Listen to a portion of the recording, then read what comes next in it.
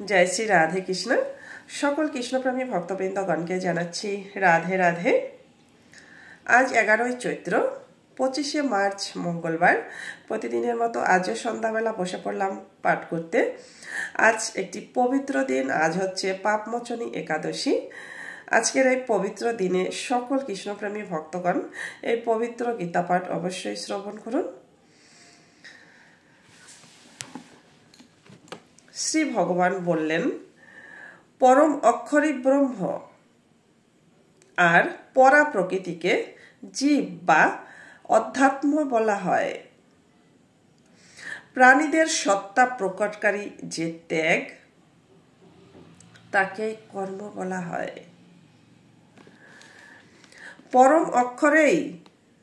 পরম অক্ষরেরই নাম হলো ব্রহ্ম।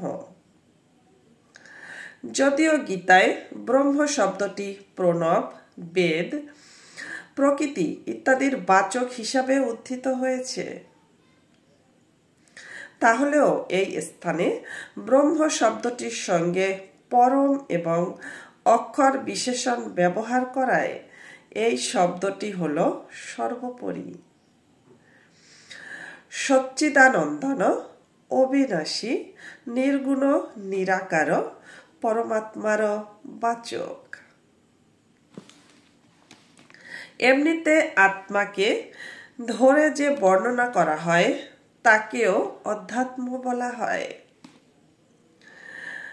অধ্যাত্ম মার্গের বর্ণনা যাতে থাকে তাকেও অধ্যাত্ম বলা হয়, আর আত্মবিদ্যাকেও অধ্যাত্ম বলা হয়। কিন্তু এই স্থানে স্বভাব বিশেষণের সঙ্গে অধ্যাত্ম শব্দটি আত্মার অর্থাৎ জীবের স্বসত্তার বা স্বরূপেরই বাচক। স্থাবর জঙ্গম যত প্রকার প্রাণী দেখা যায়, তাদের যে ভাব বা স্বরূপ অর্থাৎ সত্তা, সেই স্বরূপ প্রকটিত করার জন্য যে ত্যাগ, তাকেই বলা হয় কর্ম। মহাপ্রলয়ের সময় প্রকৃতি ক্রিয়াহীন বলে মনে করা হয় এবং মহাস্বর্গের সময় প্রকৃতি সক্রিয় বলে ধরা হয়। এই সক্রিয় অবস্থার কারণ হিসাবে ভগবানের সংকল্প অর্থাৎ এক আমি বহুরূপে প্রকাশিত হব মনে করা হয়। এই সংকল্প থেকে জগৎ সৃষ্টি হয়। তাৎপর্য হচ্ছে যে মহাপ্রলয়ের সময় অহং ভাব এবং সঞ্চিত কর্মের সঙ্গে প্রাণী প্রকৃতিতে লীন হয়ে যায় এবং সেই প্রাণীদের সঙ্গে প্রকৃতিও পরমাত্মাতে লীন হয়ে যায়। সেই লীন হয়ে যাওয়া প্রকৃতিকে বিশেষভাবে ক্রিয়াশীল করার জন্য ভগবানের পূর্বোক্ত সংকল্পই হল বিসর্গ অর্থাৎ ত্যাগ। ভগবানের এই সংকল্প হল কর্মের আরম্ভ, যার থেকে প্রাণীদের কর্ম পরম্পরা শুরু হয়। কারণ মহাপ্রলয়ে প্রাণীদের দ্বারা কর্ম হয় না। সেই সময় প্রাণীরা সুষুপ্ত অবস্থায় থাকে। মহাস্বর্গের আদিতে আবার কর্ম আরম্ভ হয়। 14 অধ্যায়ে বর্ণিত আছে, পরমাত্মার মূল প্রকৃতির নাম মহৎ ব্রহ্ম।